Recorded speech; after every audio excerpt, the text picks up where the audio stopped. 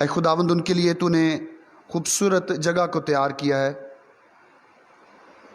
تیرا بندہ زبور نویس بھی اس بات کو بیان کرتا ہے، اور ہماری نجات دہندہ خداوند یسوع مسیح نے بھی کہا کہ میں جاتا ہوں تاکہ جا کر تمہارے لیے جگہ تیار کروں، اور پھر میں آؤں گا اور تمہیں اپنے ساتھ لے لوں گا تاکہ جہاں میں ہوں وہاں تم بھی ہو۔ تو اے باپ، ہماری میراث جو آسمان پر ہے، جب اے خداوند ہم ایسی خوبصورت باتوں کو اور امید کی اور تسلی کی باتوں کو جانتے ہیں تو اے خداوند ہمارے دل اطمینان سے بھر جاتے ہیں۔ اور اے باپ، جتنے بھی ایماندار مسیح یسوع پر ایمان رکھنے کے وسیلہ سے اس دنیا سے رخصت ہوئے، وہ اس جگہ کے حقدار ہیں۔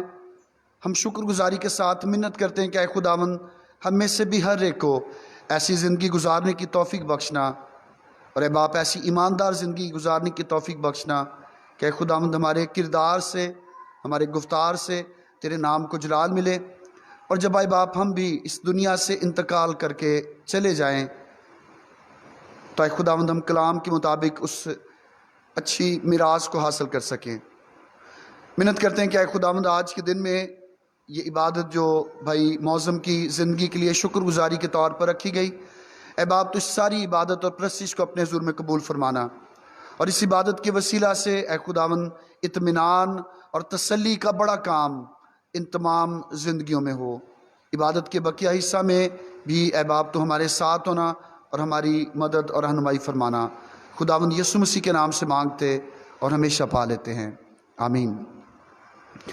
میں نے پادری صاحب سے درخواست کی تھی کہ دعا کے بعد چند منٹ مجھے بھی دیں تاکہ میں بھائی معظم جان کی زندگی کے لیے وہ وقت جو ایک خدا کا خادم ہوتے ہوئے ان کے ساتھ گزرا، میں اس کے لیے تمام عزیزوں کے روبرو خداوند کے گھر میں، خداوند کی حضوری میں خداوند کی شکر گزاری کر سکوں۔ بھائی معظم آپ سب ان کے کردار سے اور ان کی زندگی سے واقف ہیں۔ نہایت شریف انسان، محبت کرنے والے، خدا کے خادموں کی عزت کرنے والے ایک انسان تھے، اور جیسے ابھی ان کی بیٹی اس بات کے لیے بیان کر رہی تھی، اور مجھے بھی اس بات کا آئیڈیا ہے، جب میں اس علاقہ میں خداوند کی خدمت بطور پاسبان کر رہا تھا اور خدمت کے لیے گھروں میں جانا ہوتا، تو اپنے بچوں کے لیے اور اپنے خاندان کے لیے ہر وقت وہ تیار ہوتے۔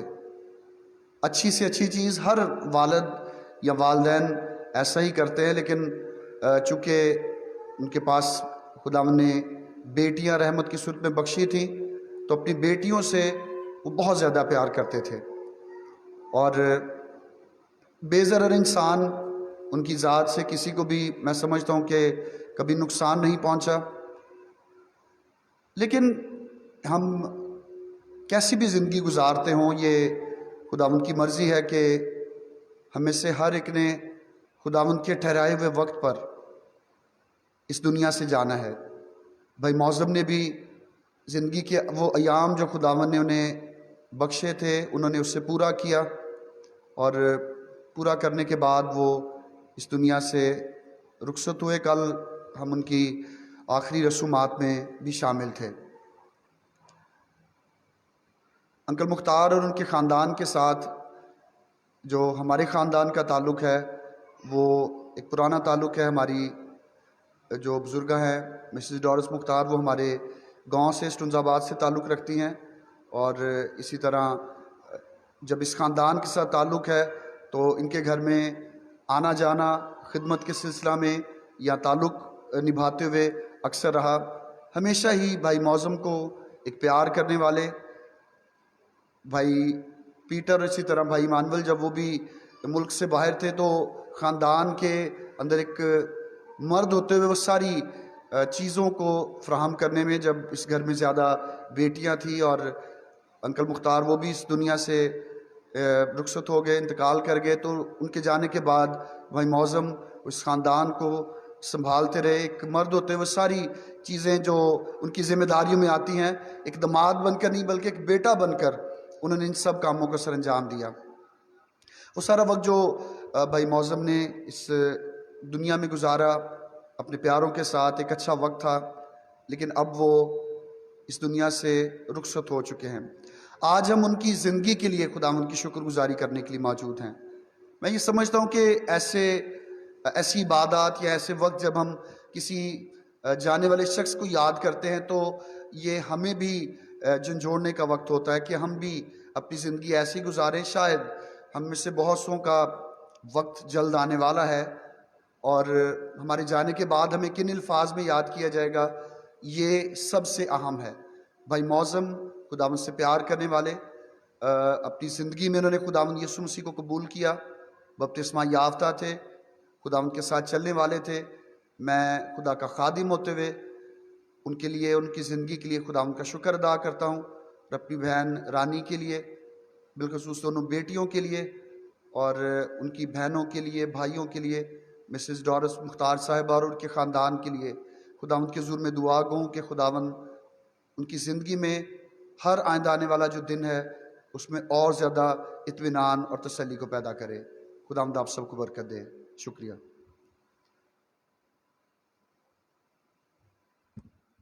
یہ تھے پادری آرتھر صاحب جو بھائی معظم کے متعلق اپنے خیالات کا اظہار کر رہے تھے۔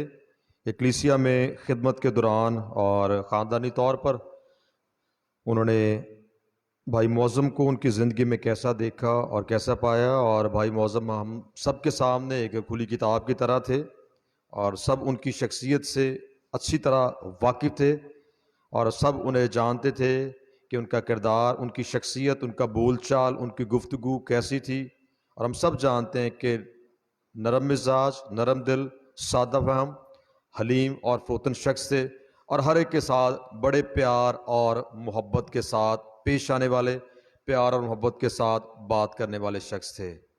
ہم دعا گو ہیں کہ خداوند ان کے جانے کے بعد ان کے گھرانہ کو سلامتی عطا فرمائے، اور بہن نرگس اور بیٹیوں کو خداوند اپنی پناہ اور حفاظت میں رکھے، اور ہمیشہ خداوند کا دایاں ہاتھ ان پر بڑا رہے۔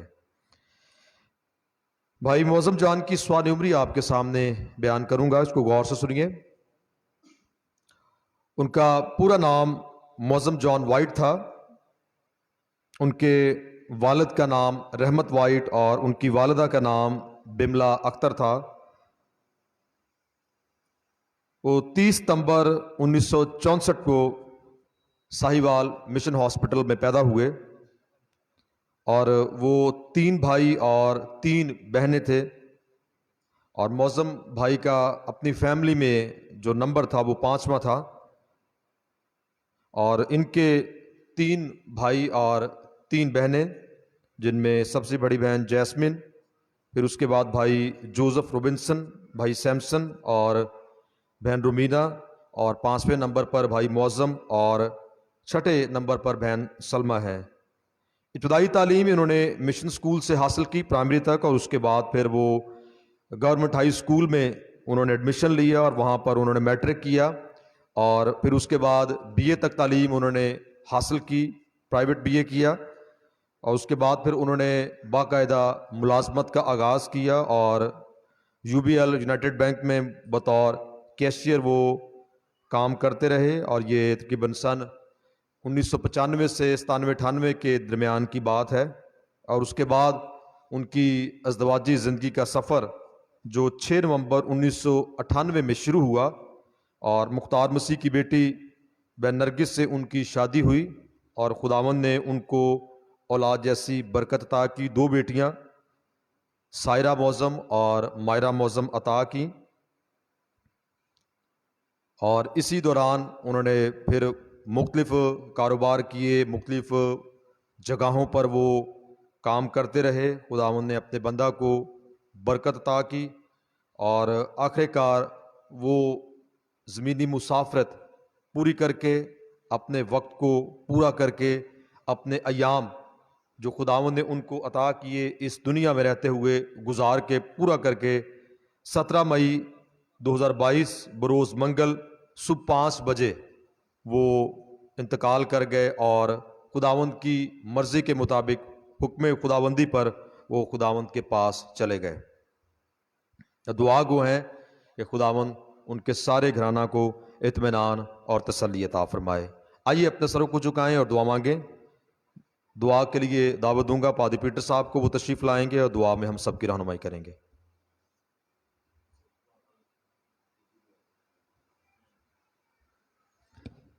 دعا مانگیں۔ قدوس جلالی باپ بحر و بر کے خالق اور مالک، تیرے سامنے حاضر ہوتے اور تیرے نام کو مبارک کہتے ہیں۔ اے خدا باپ، آج کے اس وقت کے لیے جب ہم اپنے بھائی کو یاد کر رہے ہیں اور ان ساری نعمتوں اور ساری برکتوں کو بھی یاد کر رہے ہیں جو تو نے اے خدا باپ اس زمین پر ہمارے بھائی اپنے بندہ کو عطا کر رکھی تھیں، گھر بار جیسی نعمت کے لیے، اولاد جیسی نعمت کے لیے، خاندان جیسی نعمت کے لیے، اور ان تمام نعمتوں کے لیے جن کا تذکرہ یہاں پر دیگر لوگوں نے کیا۔ اے خدا باپ تیرے شکر گزار ہیں۔ اے خدا باپ ہمارا ایمان ہے کہ ہمارے بھائی کی زندگی کے ایام اتنے ہی تھے جو اس نے اس دنیا میں، اس زندگی میں پورے کر لیے، بسر کر لیے، اور اپنے ان ایام کو جو تیری طرف سے مقرر کیے گئے تھے ختم کر کے ہمارا بھائی تیرے پاس واپس لوٹ گیا اور اب وہ آرام کی جگہ پر ہے۔ اے خدا باپ منت کرتا ہوں غمزدہ خاندان کے لیے جو ہمارے بھائی کے یوں بچھڑ جانے سے غمزدہ ہیں۔ اے خدا باپ تو اپنے کلام کو نازل فرما اور ان کے سارے دکھ، غم، پریشانی کو امن، سکون، سلامتی سے بدل ڈالنا۔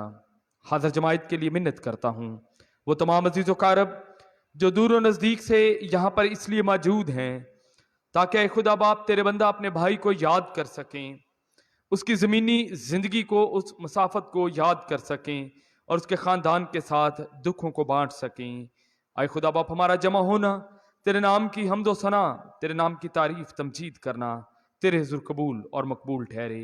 تیرے خادم علی جناب بشپ صاحب کے لیے تیرے شکر گزار ہیں جو تیرا پاک کلام لیے ہوئے ہمارے درمیان میں موجود ہیں۔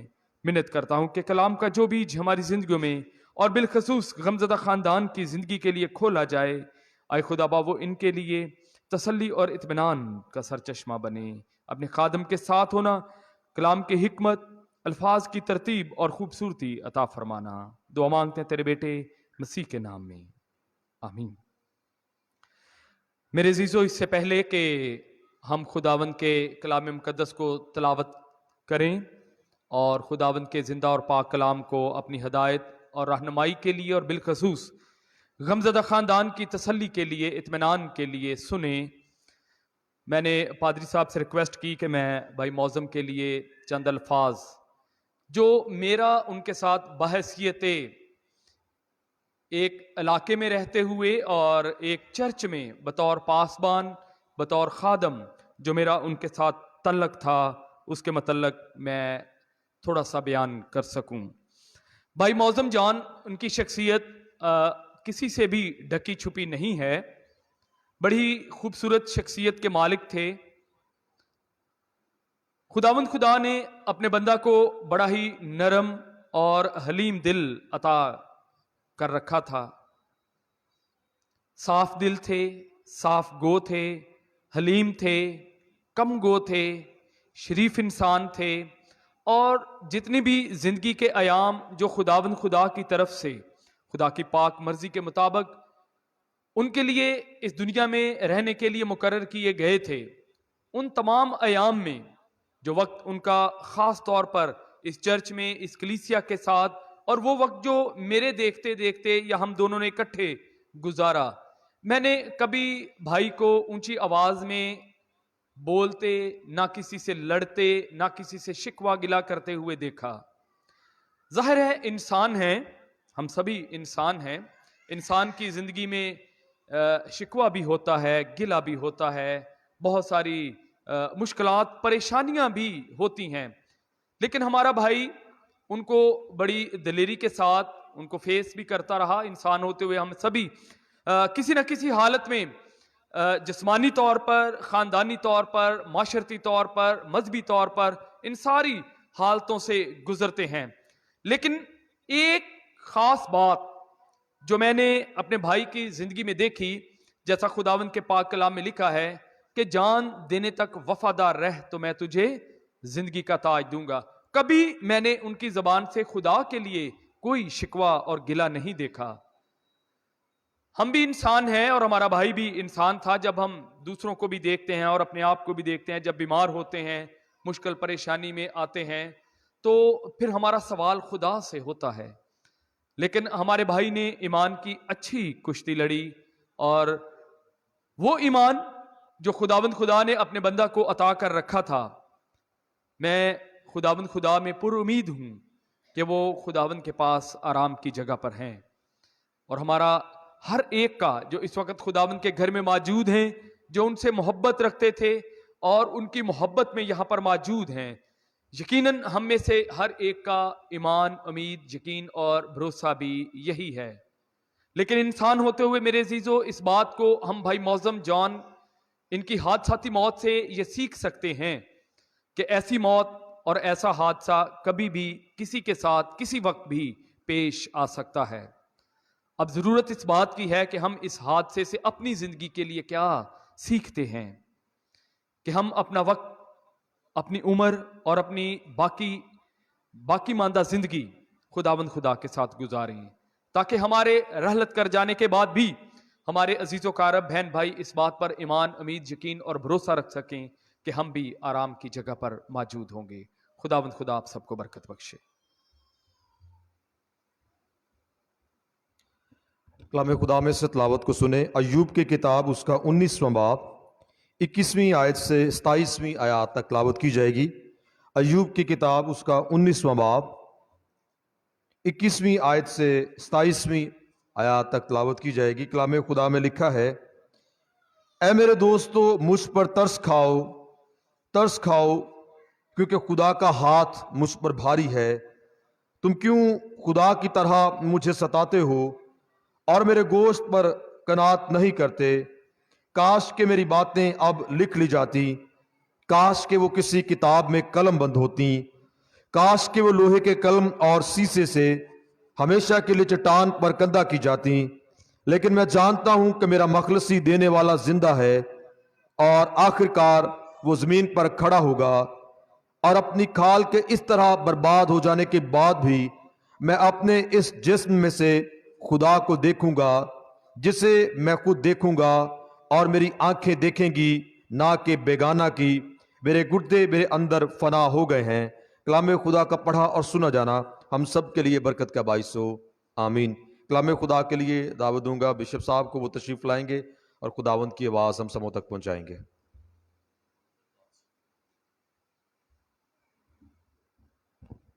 خداوند یسوع مسیح کے نام میں آپ تمام عزیزوں کی سلامتی ہو. میں خداوند کا شکر گزار ہوں آج کے دن آپ تمام عزیزوں کو جو خداوند کے گھر میں موجود ہیں، آپ کی تسلی اور اس میں اطمینان کو آپ کے چہروں پر دیکھتے ہوئے، جو یقیناً خداوند خدا نے اپنے کلام میں سے اور وہ دعائیں جو آپ کی تسلی اور اطمینان کے لیے کی گئی ہیں، ان کے وسیلہ سے خداوند نے آپ کو عطا کیا ہے. اس تسلی اور اطمینان کے لیے میرا دل خداوند کے حضور شکر گزاری سے بھرا ہوا ہے. خاص طور پر دونوں بیٹیوں کے لیے، بہن رانی کے لیے، اور اسی طرح سے بہنوں کے لیے، بھائیوں کے لیے، ہماری بزرگہ محترمہ مسز دولت مختار صاحبہ، ہماری بہن سلمہ، اور کراچی سے آئے ہوئے بھائی معظم کے بڑے بھائی اور بڑی بہن، آپ سب کے لیے میں خداوند کا شکر گزار ہوں. ورنہ ایسی ناگہانی وفات پر بہت کم ایسا دیکھنے میں آتا ہے کہ اتنی جلدی ہم تسلی پائیں. لیکن خداوند یسوع مسیح جو تسلی اور اطمینان کا سرچشمہ ہے، وہ یہ بات فرماتا ہے اور کہتا ہے کہ میں تمہیں اپنا اطمینان دیتا ہوں. اپنا اطمینان، ایسا اطمینان جیسا دنیا نہیں دیتی، وہ ہمیں ویسا اطمینان عطا فرماتا ہے. تھوڑی سی آواز کی. میرے عزیزو، ہم دیکھتے ہیں کہ ایک محاورہ عام طور پر بولا جاتا ہے کہ خوشیاں بانٹنے سے بڑھتی ہیں اور غم بانٹنے سے کم ہوتے ہیں. جب ہم خوشی مناتے ہیں تو ہم دوسروں کو کیوں بلا لیتے ہیں؟ کیونکہ بہت سے دوسرے عزیزوں، بہن بھائی، رشتہ داروں کے ساتھ ملنے سے خوشیاں بڑھ جاتی ہیں. اور جب غم کا موقع ہوتا ہے تو ہم اپنے غم کو بانٹنے کے لیے جب دوسروں کو بلاتے ہیں، یا دوسرے ہمارے ساتھ اس غم کو بانٹنے کے لیے آتے ہیں تو کیا ہوتا ہے؟ غم کم ہو جاتے ہیں، دکھ بانٹنے سے کم ہوتے ہیں۔ بہت سے عزیز کل اس دکھ کو بانٹنے کے لیے ہمارے عزیز خاندان کے ساتھ شامل تھے، اور کل رات تدفین کے بعد میں اور پادری صاحبان، ایلڈر صاحبان اور میری مسز سارہ، ہم بھائی معظم کے گھر میں تمام عزیزوں کے ساتھ رہے، اور میں محسوس کر رہا تھا کہ خداوند کا کلام بیان سے باہر اپنا اطمینان تمام عزیزوں کو عطا کرتا ہے۔ میرے عزیزوں، بہت کچھ ان کے لیے کہا گیا، اور میرا خیال ہے کہ ہم میں سے ہر کوئی یہاں پر اگر موقع ملے تو ایسی ہی باتیں بھائی معظم کے لیے کہے گا، کیونکہ ان کی شخصیت ایک بے ضرر شخصیت تھی۔ میں نے ان کو کبھی بھی، جیسا پہلے بہت سے عزیزوں نے، لوگوں نے بتایا، میں نے ان کو کبھی بھی کسی کے ساتھ لڑائی جھگڑا کرتے، اونچا بولتے ہوئے نہیں دیکھا۔ بڑے صاف کو اور دھیمی طبیعت کے مالک تھے۔ سب سے بڑھ کر یہ کہ اپنی زندگی میں انہوں نے توبہ کی، اپنی زندگی یسوع کو دی، اور یسوع مسیح پر ایمان لانے کے وسیلہ سے وہ ہمیشہ کی زندگی کے وارث تھے، نئی پیدائش کا تجربہ رکھتے تھے۔ اور جیسا خداوند یسوع مسیح نے نیکودیمس سے فرمایا کہ جب تک تو نئے سرے سے پیدا نہ ہو تو آسمان کی بادشاہی کو دیکھ بھی نہیں سکتا۔ میرا ایمان ہے کہ اس نئی پیدائش کے تجربہ کے وسیلہ سے کلام مقدس کی فرما برداری کو پورا کرتے ہوئے بپتسمہ لیا اور ایک اچھی مسیحی زندگی بسر کی۔ اس کے باعث خداوند کا فضل ان کے گھرانہ کے ساتھ اور ان کے ساتھ ہمیشہ رہا۔ آج کا جو حوالہ میرے عزیزوں ہمارے سامنے پڑھا گیا ہے، یہ کلام مقدس کا ایک بہت ہی خوبصورت حصہ ہے، اور ایوب کی کتاب، ایوب نبی خداوند خدا کا ایسا صبر کرنے والا شخص تھا جس کی مثال ہمیشہ دی جاتی ہے، اور جب بھی صبر کے حوالے سے مثال دینی ہو تو صبر ایوب مختلف چیزیں ہیں جو خداوند خدا کے برگزیدہ بندوں کے ساتھ منسوب ہیں۔ جیسے اگر حسن کی بات کی جائے، مردانہ حسن کی اور انسانی حسن کی، تو حسن یوسف کا نام لیا جاتا ہے کہ وہ بہت خوبصورت تھا۔ اسی طرح سے ایوب کا نام صبر کے لیے لیا جاتا ہے کہ ایوب جیسا صبر، خداوند خدا سے صبر ایوب عطا کرے۔ تو ہم ایوب کی کتاب میں دیکھتے ہیں کہ ایوب نبی نے بہت دکھ دیکھے، اور خداوند خدا کے حضور وہ بہت خوشحال تھا۔ خداوند نے اسے اولاد بخشی تھی، اسے مال و دولت بخشا تھا، اسے رزق کی فراوانی عطا کی تھی، اور خداوند خدا نے ایوب کو بڑی برکت دے رکھی تھی۔ لیکن ایک ایسا وقت آیا جب ایوب پر مصیبتیں نازل ہوئیں، اس کے مال مویشی لوٹے گئے، اس کا مال اسباب جاتا رہا، اس کے بچے ایک ناگہانی موت میں دب کے، مکانوں کے نیچے دب کے مر گئے، اور بالآخر ایوب اور اس کی بیوی اکیلے رہ جاتے ہیں، نوکر چاکر بھی مارے جاتے ہیں، سب کچھ چھن جاتا ہے۔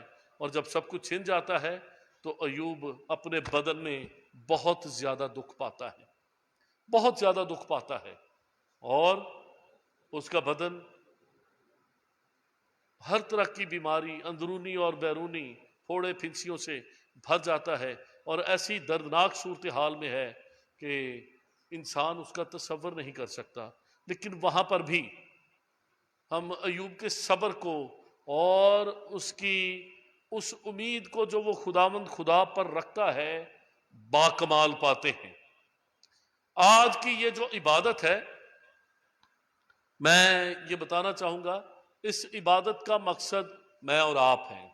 ہم اپنے بھائی معظم کی یاد میں یہاں پر جمع ہیں، ان کے اچھے کاموں کو یاد کرنے کے لیے جمع ہیں، لیکن مسیحی ایمان میں ہرگز ایسی تعلیم نہیں کہ اب ہم یہاں پر بہت سی دعائیں کریں گے اور ہم جو کھانا کھائیں گے یا کھلائیں گے اس کے باعث ہمارے بھائی کے درجے بلند ہو جائیں گے، یہ آگے کسی بہتر مقام میں چلا جائے گا۔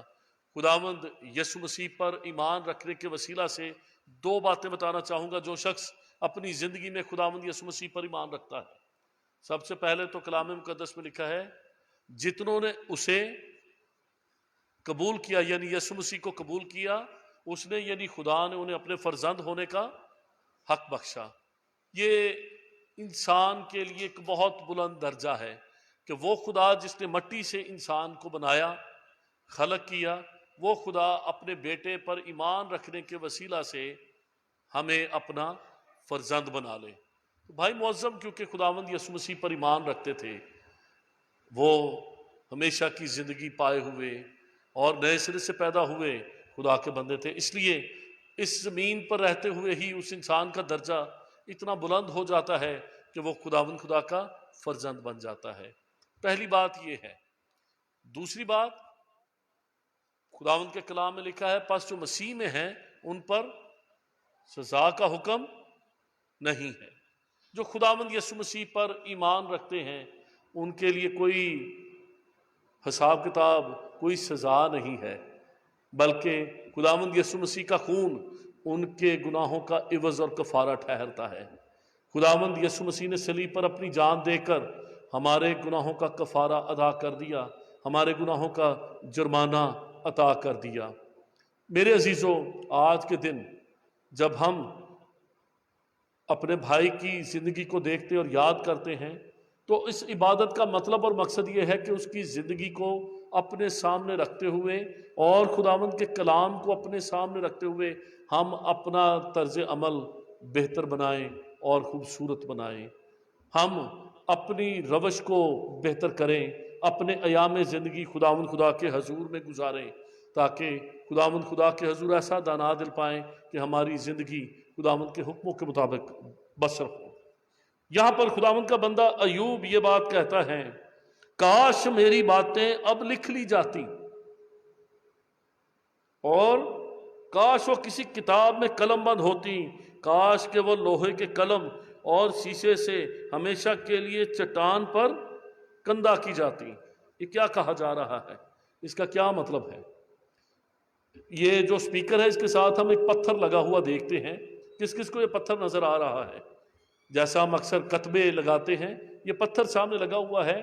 ایک پتھر میں لوہے کے قلم سے یا لوہے کی چھینی سے کھودا جاتا ہے اور پھر اس میں یہ کالا پتھر، یہ سیسا بھر دیا جاتا ہے جو ہمیشہ پھر وہاں پر ویسا ہی لکھا ہوتا ہے۔ پتھر پر جب لکھا جاتا ہے، یہاں پر لکھا ہے کہ کسی چٹان پر کاش وہ لوہے کی قلم اور شیشے سے ہمیشہ کے لیے چٹان پر کندہ کی جاتی۔ ایسے ہی ایوب کہتا ہے کہ کاش جو باتیں میں کہہ رہا ہوں وہ ہمیشہ یاد رکھی جاتی۔ اور دیکھیں، کیونکہ وہ خداوند خدا کا برگزیدہ بندہ تھا، اس نے چاہے مصیبت اور دکھ کی حالت میں یہ باتیں کہیں۔ آج بھی ہم جو باتیں ایوب نبی نے کہیں، ہم وہ باتیں پڑھ رہے ہیں، ہم وہ باتیں سیکھ رہے ہیں، سکھا رہے ہیں، ایک دوسرے کو بتا رہے ہیں، کیونکہ خداوند کے بندہ ایوب نے ان باتوں کو کہا، اس لیے خداوند خدا نے ویسا کیا۔ آگے لکھا ہے ہمیشہ کے لیے چٹان پر کندہ کی جاتی، لیکن میں جانتا ہوں کہ میرا مخلصی دینے والا زندہ ہے اور آخر کار وہ زمین پر کھڑا ہوگا۔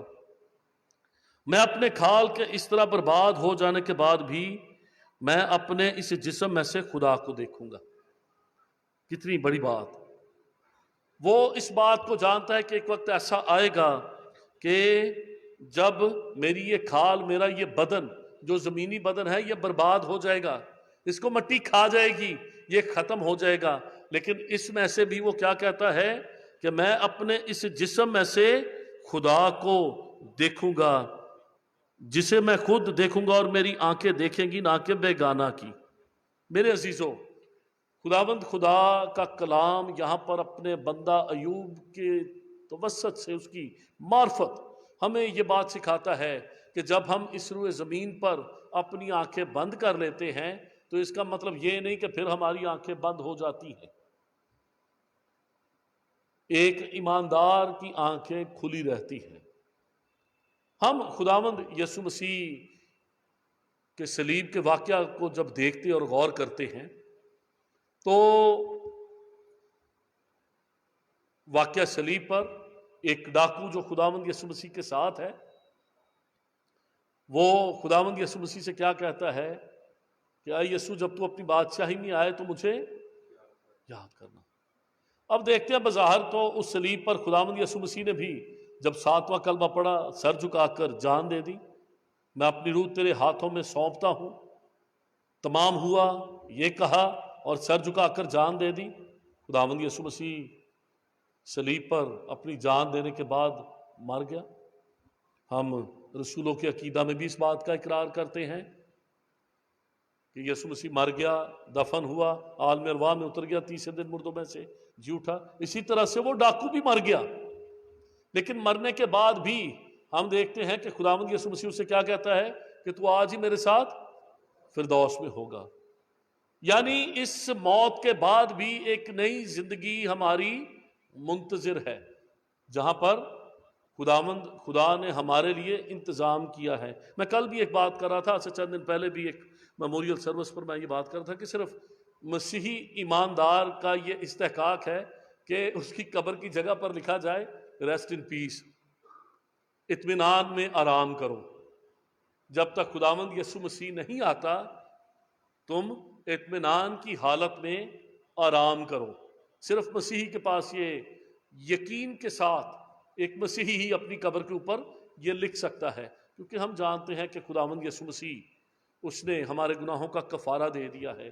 صرف خداوند یسوع مسیح کے باعث، خداوند یسوع مسیح پر ایمان رکھنے کے وسیلہ سے ایماندار موت سے ڈرتا نہیں ہے۔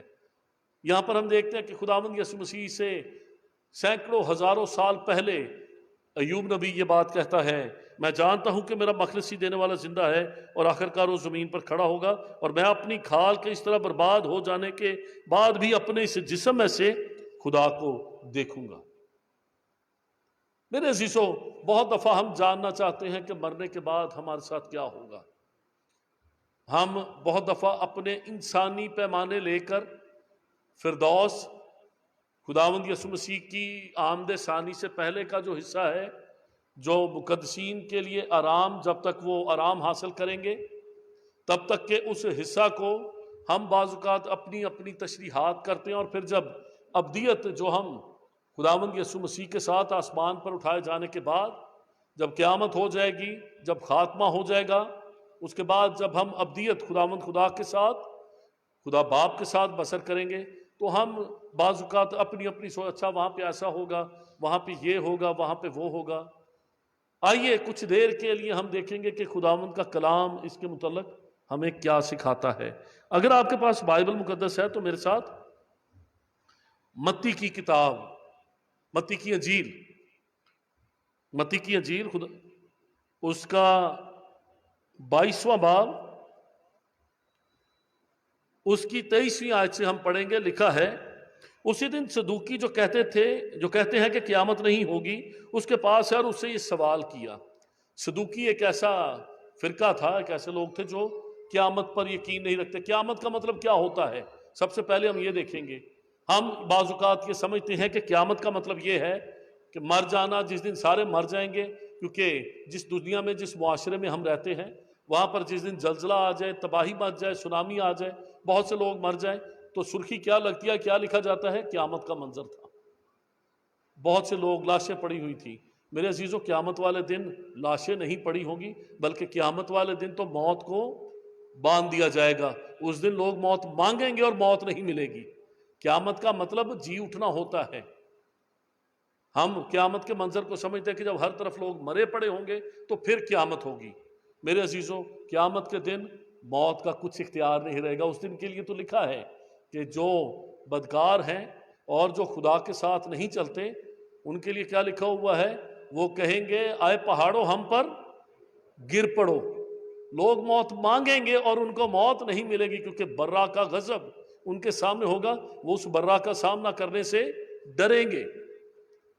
یہاں پر ہم صدوقیوں کے متعلق جو ایک فرقہ اس وقت خداوند یسوع مسیح کی اس زمینی زندگی اور ان کی خدمت کے دوران تھا، وہ خداوند یسوع مسیح کے پاس آتے اور سوال کرتے ہیں کہ آئے استاد، موسیٰ نے کہا تھا کہ اگر کوئی بے اولاد مر جائے تو اس کا بھائی اس کی بیوی سے بیاہ کرے اور اپنے بھائی کے لیے نسل پیدا کرے۔ اب ہمارے درمیان 7 بھائی تھے اور پہلا بیاہ کر کے مر گیا، اس کے سبب سے اس کی اولاد نہ تھی، اپنی بیوی اپنے بھائی کے لیے چھوڑ گیا، اس طرح دوسرا، تیسرا بھی، 7ویں تک۔ یعنی ایک عورت تھی، اس کا پہلا شوہر مر گیا، پھر وہ دوسرے بھائی کے ساتھ بیاہی گئی، پھر وہ تیسرے بھائی کے ساتھ، پھر چوتھے کے ساتھ، پھر 5ویں، پھر 6ٹھے اور پھر 7ویں۔ اب صدوقی جو لوگ ہیں جو قیامت پر یقین نہیں رکھتے تھے، وہ خداوند یسوع مسیح کے پاس یہ مسئلہ لے کر آتے ہیں، شرعی مسئلہ لے کر آتے ہیں کہ اے خداوند اگر قیامت ہے، اگر واقعہ ہی مردوں نے جی اٹھنا ہے تو ہمیں یہ بتا کہ یہ عورت جو 7 بھائیوں کے ساتھ یک کے بعد دیگرے بیائی گئی، ایک بھائی فوت ہو گیا، دوسرا فوت ہو گیا، تیسرا، چوتھا، 5واں، 6واں اور 7واں، تو قیامت کے دن یہ کس کی بیوی ہوگی؟ اب جو صدوقی تھے وہ سمجھتے تھے کہ ہم نے تو یسوع مسیح کو، خداوند یسوع مسیح کو اس ٹریپ میں ہم نے فریم کیا ہے کہ اب یہ یہاں سے باہر نکل کے دکھائے، لیکن وہ جانتے نہیں تھے کہ جو ان کے سامنے ہے وہ اپنی ذات میں کامل خدا اور کامل انسان ہے۔ خداوند یسوع مسیح نے ان کو بڑا خوبصورت جواب دیا، لکھا ہے پس وہ قیامت میں ان 7 میں سے کس کی بیوی ہوگی، کیونکہ سب نے اس کے ساتھ بیاہ کیا تھا۔ یہ وہ سوال ہے، یہ وہ مسئلہ ہے جو صدوقیوں نے خداوند یسوع مسیح کے سامنے رکھا۔ 29ویں آیت میں لکھا ہے یسوع نے جواب میں ان سے کہا کہ تم گمراہ ہو اس لیے کہ نہ کتاب مقدس کو جانتے ہو نہ خدا کی قدرت کو۔ ہم آسمانی باتوں کو تب تک نہیں سمجھ سکتے۔ آج اگر ہم جاننا چاہتے ہیں کہ ہمارا پیارا بھائی معظم وہ کہاں پر ہے، کس حال میں ہے، اور اس کی آگے خداوند یسوع مسیح کی آمد ثانی تک جو وقت ہے وہ کیسے گزرے گا، ہم اس کو تب تک نہیں سمجھ سکتے جب تک ہم کتاب مقدس کو نہیں پڑھتے، نہیں سمجھتے اور خداوند کی پاک مرضی کو نہیں جانتے۔ یہاں پر یسوع مسیح بھی یہی کہتے ہیں کہ اس لیے نہ کتاب مقدس کو جانتے ہو نہ خدا کی قدرت کو۔ اور پھر 30ویں آیت میں بڑی خوبصورت بات خداوند یسوع مسیح ان کے سوال کا، ان کے مسئلے کا جواب دیتے ہیں، لکھا ہے کیونکہ قیامت میں بیاہ شادی نہ ہوگی بلکہ لوگ آسمان پر فرشتوں کی مانند ہوں گے۔ یہ مسیحی تصور جنت ہے۔ مسیحی تصور جنت کیا ہے؟ کہ آسمان کی بادشاہی میں لوگ فرشتوں کی مانند ہوں گے، وہاں پر بیاہ شادی نہیں ہوگی۔ اکثر میں کئی دفعہ سوچتا ہوں کہ انسان ہوتے ہوئے اگر میں ایک عام انسان کا جو تصور جنت ہے کہ میں وہاں پر ہوں گا، میں ایسے ہوں گا، میرے والد صاحب جیسا میں نے ان کو دیکھا ہے ویسے ہوں گے، میرے دادا، جب میں نے جو میرے تصور میں میرے دادا جی، ان کی سفید داڑھی ہے، شیروانی پہنی ہوئی ہے، پگڑی سر پہ باندھی ہوئی ہے، وہ بزرگ ہیں اور لاٹھی ٹیک ٹیک کر وہ چل رہے ہیں، اور میں اس طرح سے ہوں گا۔ میرا بھائی میں تو اگر جوان رہنا چاہتا ہوں جنت میں ٹھیک ہے، لیکن میرے دادا جی کا کیا قصور ہے؟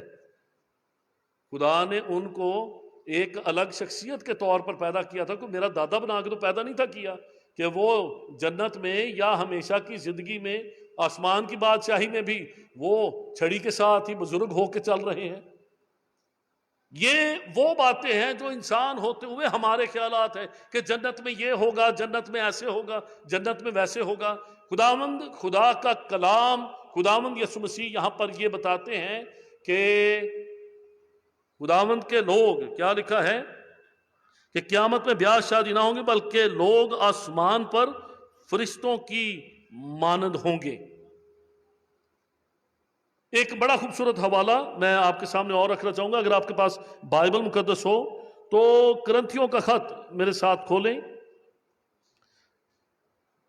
پہلا کرنتھیوں اس کا 15واں باب اور اس کی 50 آیت، ورس 50۔ جن کے پاس بائبل مقدس ہے، ہم سوچتے ہیں کہ شاید جنت میں یہ کھانے کو ہوگا، یہ پینے کو ہوگا، میری خواہش ہے کہ جو کچھ مجھے اس روئے زمین پر پسند ہے وہ سب کچھ مجھے جنت میں کھانے کو ملے، پینے کو ملے، اور جو کچھ میرا بدن اس زمین پر آرزو کرتا ہے وہ سب کچھ مجھے جنت میں ملے۔ یہ انسان ہوتے ہوئے میری آرزو ہو سکتی ہے، لیکن خداوند کا کلام کیا بتاتا ہے؟ خداوند کے کلام میں لکھا ہے، پہلا کرنتھیوں اس کا 15واں باب اور اس کی 50 آیت میں، آئے بھائیوں میرا مطلب یہ ہے کہ گوشت اور خون خدا کی بادشاہی کے وارث نہیں ہو سکتے۔ ہر وہ چیز، ہر وہ بات جس کی خواہش اس بدن کے ساتھ، اس خون اور گوشت کے ساتھ وابستہ ہے، ہر وہ خواہش، ہر وہ ضرورت جس کی وابستگی اس خون اور گوشت کے بنائے ہوئے فانی بدن سے ہے، خداوند کا کلام یہ بتاتا ہے کہ خون اور گوشت آسمان کی بادشاہی کے، خدا کی بادشاہی کے وارث نہیں ہو سکتے۔ اور آگے لکھا ہے اور نہ فنا بقا کی وارث ہو سکتی ہے۔ یہ میرا یا آپ کا خیال ہو سکتا ہے، لیکن خداوند کا کلام ہمیں یہ بات بتاتا ہے کہ وہ ساری چیزیں جن کی انسان یہاں پر تمنا کرتا ہے، مجھے گوشت بہت پسند ہے اور میں کہوں کہ وہاں پر بھی مجھے گوشت ہی ملتا رہے گا، وہاں پر تو کلام مقدس میں کیا لکھا ہوا ہے کہ وہاں پر نہ بھوک ہوگی نہ پیاس ہوگی۔ اور جب بھوک ہی نہیں ہے اور پیاس ہی نہیں ہے تو ہم گوشت اور پھل فروٹ یا یہ جو مزیدار چیزیں ہیں یہ کھائیں گے؟ وہاں پر تو بھوک بھی نہیں ہوگی، پیاس بھی، نہ گرمی ستائے گی، نہ بیماری ہوگی، نہ آہو نالا۔ مسیحی تصور جنت صرف ایک ہی ہے، میں ان کا خدا ہوں گا اور وہ میرے لوگ ہوں گے۔ ہاللویا! مسیحی جنت میں صرف یہی ہے۔ مسیحی جنت میں مسیحی تصور زندگی بعد از موت اور مسیحی تصور جنت یہ ہے کہ صرف وہاں پر خدا ہوگا۔ جہاں پر خدا خود ہے وہاں پر نہ تو کسی چیز کی طلب ہوتی ہے، نہ ہی کسی چیز کی حاجت ہوتی ہے، نہ ہی وہاں پر بھوک ستائے گی، نہ ہی پیاس، نہ ہی گرمی، نہ ہی سردی، نہ وہاں پر بیماری ہوگی، نہ وہاں پر کوئی کمزوری ہوگی، نہ ہی وہاں پر آہو نالا ہوگا۔ اور خداوند یسوع مسیح نے، ہم نے متی کی انجیل میں کیا پڑھا، انہوں نے کیا پڑھا کہ وہاں پر آسمان پر لوگ کس کی مانند ہوں گے؟ فرشتوں کی مانند۔ وہاں پر یہ بدن نہیں ہوگا، نہ ہی اس بدن کی خواہشات ہوں گی۔ یہ بدن اس روئے زمین پر رہتے ہوئے ہر اچھی چیز کی بھی خواہش کرتا ہے، یہ بدن اس روئے زمین پر رہتے ہوئے ہر بری چیز کی بھی خواہش کرتا ہے۔ اس کو اچھی اچھی چیزیں بھی چاہیے، اس کو بری چیزیں بھی چاہیے، اس کو خوراک بھی چاہیے۔ یہ کمزور بھی ہوتا ہے، یہ بیمار بھی ہوتا ہے، یہ زخمی بھی ہوتا ہے، یہ تھک بھی جاتا ہے، یہ ماندہ بھی پڑ جاتا ہے۔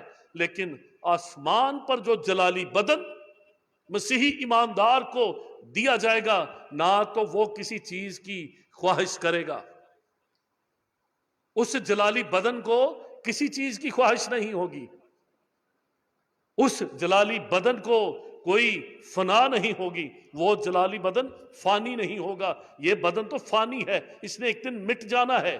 یہ عارضی بدن ہے جو مٹی کے سپرد کیا جاتا، مٹی ہے اور مٹی میں مل جاتا ہے، خاک ہے اور خاک میں چلا جاتا ہے۔ لیکن جو اس کے بعد جلالی بدن مسیحی ایماندار کو ملتا ہے وہ کبھی فنا نہیں ہوگا، وہ فانی بدن نہیں ہوگا۔ فانی بدن یہ ہے۔ میرے عزیزوں، ایک مسیحی ایماندار جس جنت کی خواہش کرتا ہے، جس ابدی زندگی کی خواہش کرتا ہے، وہ یہی ہے کہ خدا کے ساتھ اس کا میل ملاپ ہو۔ وجہ کیا ہے؟ وجہ کیا ہے؟ اگر ہم ملاکی نبی کا صحیفہ پڑھیں تو وہاں پر لکھا ہے کہ جو روح ہے یہ کہاں سے آتی ہے؟ یہ روحوں کا ذخیرہ عالم ارواح، جو انسان پر روحیں بھیجی، جو دنیا پر روحیں بھیجی جاتی ہیں، جو بچے پیدا، یہ روحیں کہاں سے آتی ہیں؟ یہ خداوند کے پاس ہے۔ لکھا ہے کہ اس نے باوجود کہ بہت سی روحیں، کتنا لکھا ہوا ہے وہاں پر؟ کیا لکھا ہوا ہے؟ کتنی روحیں تھیں؟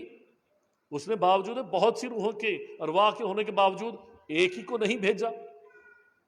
کسی اور پس منظر میں ہے وہ شوہر اور بیوی کے لیے، لیکن اس حوالہ سے ہمیں کم از کم اتنا ضرور پتہ چلتا ہے کہ بہت سی ارواح ہیں جو خداوند کے پاس موجود ہیں، اور وہ ارواح جو ہیں ان کی تسکین، ان کی خوشی، ان کا اطمینان صرف اسی بات میں ہے کہ ہم خدا کے ساتھ ہیں۔ جہاں پر خداوند خدا ہے، آج بھی جو اس بدن کے اندر روح قید ہے، اس بدن کے اندر جو روح قید ہے، وہ خدا کے ساتھ میل ملاپ چاہتی ہے۔ اور جب اس روح کو خدا کے ساتھ میل ملاپ مل جاتا ہے، جب اس کا خدا، اس کا معبود، اس کا پیدا کرنے والا، اس کو بنانے والا، اسے بھیجنے والا اور اسے واپس بلا لینے والا اس کے سامنے موجود ہوتا ہے، تو پھر اس روح کو کسی چیز کی طلب نہیں ہوتی، وہ کسی چیز کی آرزو اور تمنا نہیں کرتی۔ آج میرے عزیزوں، میں آپ کو ان باتوں سے तसल्ली देना चाहता हूं कि जब कोई मसीही ईमानदार जैसे हमारा भाई मौज़म उसने इस ज़मीनी सफ़र को ख़त्म किया, वो अब आराम की हालत में है मसीह यस्सु के आने तक। बहुत दफ़ा मैंने बहुत से मसीही लोगों को, खादमों को मैंने देखा है, वो लिख देते हैं, don't worry, he is with Jesus, my father is in heaven, मेरा भाई अब आसमान पर है, वो मसीह यस्सु के पास है, ही इज़ विद जीसस। ऐसी बातें बाइबल मुकद्दस ऐसी बातों की तालीम नहीं देती। जब हम पहला थस्सलुनीकी उसका 4 बाब पढ़ते हैं, कल हमने जनाजा के मौका पर इस हवाला को पढ़ा, तो वहां पर क्या लिखा हुआ है? क्या है भाइयों, हम नहीं चाहते कि जो सोते हैं उनकी बाबत तुम ना वाकिफ रहो, ताकि औरों की माने जो ना उम्मीद है गम ना करो। चुनाचे हम तुमसे खुदावंद के कलाम के मुताबिक कहते हैं कि हम जो जिंदा हैं और खुदावंद के आने तक बाकी रहेंगे, सोए हुओं से हर किसी आगे ना बढ़ेंगे, क्योंकि जब खुदावंद यीशु मसीह आसमान से उतर आएगा, क्या लिखा है? पहले तो वो जो मसीह में मुए जी उठेंगे, फिर हम जो जिंदा बाकी होंगे उनके साथ बादलों पर उठाए जाएंगे। ये जिनके लिए फेसबुक पे लिखा जाता है ना, ही इज विद जीसस, ऐसे पादरी साहब, जिनके लिए हम जो मर जाता है, जिसको अपने हाथों से दफन करके आते हैं, ही इज विद जीसस। कलाम मुकद्दस क्या बता रहा है कि जो सो रहे हैं हम उनसे आगे नहीं बढ़ेंगे, हम जो जिंदा बाकी होंगे उनके साथ बादलों पर उठाए जाएंगे। और फिर क्या है? ताकि हवा में खुदावंद का इस्तकबाल करें और इस तरह हमेशा खुदावंद के साथ रहें। मेरे अजीजों, आज हमारे पास ये जिंदा उम्मीद खुदावंद यीशु मसीह के वसीला से और उसके नाम में है। मेरी खुदावंद से ये दुआ है कि खुदावंद खुदा हमें इस मेमोरियल सर्विस के वसीला से ना सिर्फ तसल्ली और इत्मीनान दे, बल्कि ऐसी तैयारी बख्शे कि हम अपनी अबदियत का फैसला इसी जिंदगी में करें। खुदावंद खुदा हमें बार बार ऐसे मौक़ों पर ये अपॉर्चुनिटी देता है, हमारे लिए एक मौका होता है कि हम अपने आप को तैयार करें। जिस तरह से खुदावंद का बंदा अयूब कहता है कि मैं अपने मखलसी देने वालों को देखूंगा, क्योंकि मेरा मखलसी देने वाला जिंदा है। सिर्फ मसीही ईमान में ये इनफरादियत है, ये बात मसीही ईमान को मुकर्रम और मुमताज करती है कि जिस शख्स पर मसीही ईमान रखते हैं, हमारा निजात दहिंदा जिंदा है और अब्दुल-आबाद जिंदा रहेगा। मेरी खुदावंद से दुआ है कि हम उस जिंदा पर ईमान रख के जिंदगी के वारिस बने। आइए हम सब अपने सरों को झुकाएं और दुआ करें। हर एक सर झुक जाए, हर एक आंख बंद हो। कादर मुतलक आसमानी बाप, हम तेरा शुक्र करते और तुझे सजदा करते हैं तेरे पैगाम और तेरे कलाम के लिए, जो हमारे कदमों के लिए चिराग और हमारी राह के लिए रोशनी है। अपने प्यारे भाई मुअज्जम की जिंदगी के लिए तेरा शुक्र करते हैं। वो तसल्ली और इत्मीनान जो हमारे अजीज़ों ने तेरे कलाम के वसीला से पाया, हम तेरा शुक्र करते हैं। आए खुदावंद, तो इस कलाम के वसीला से हमारी जिंदगियों को, हमारे ईमान को अपनी पहचान में और ज़्यादा मजबूत कर, ताकि हम हमेशा की ज़िंदगी के वारिस हों। आए खुदावंद, तेरी बरकत और सलामती हम सबों के साथ हो। जितने अजीज़ दूर और नज़दीक का सफ़र करके आए, तूने उनको सलामती बख्शी, हम तेरा शुक्र करते हैं। जब ये वापस जाते तो इनके साथ होना। हमारी इस दुआ को सुन और कबूल कर। ये दुआ मांगते हैं तेरे बेटे हमारे खुदावंद यीशु मसीह के नाम में, आमीन। जिसने हमें सिखाया, आए हमारे बाप तू जो आसमान पर है, तेरा नाम पाक माना जाए, तेरी बादशाही आए, तेरी मर्जी जैसे आसमान पर पूरी होती है ज़मीन पर भी हो। हमारे रोज़ की रोटी आज हमें बख्श दे, जिस तरह हम अपने कसूरवारों को माफ़ करते हैं, तुम्हारे कसूर हमें माफ़ कर। आजमाइश में न पड़ने दे, बल्कि बुराई से बचा, क्योंकि बादशाही, कुदरत और जलाल हमेशा तेरे हैं, आमीन। अब हमारे खुदावंद यीशु मसीह का फजल, खुदा बाप की मोहब्बत, रूहुल कुद्दुस की रफ़ाकत और शराकत अब से लेकर हमेशा तक हम सबों के साथ, इस गमज़दा ख़ानदान और कुल आलम मुक़द्दसीन के साथ हमेशा हमेशा तक रहे, आमीन।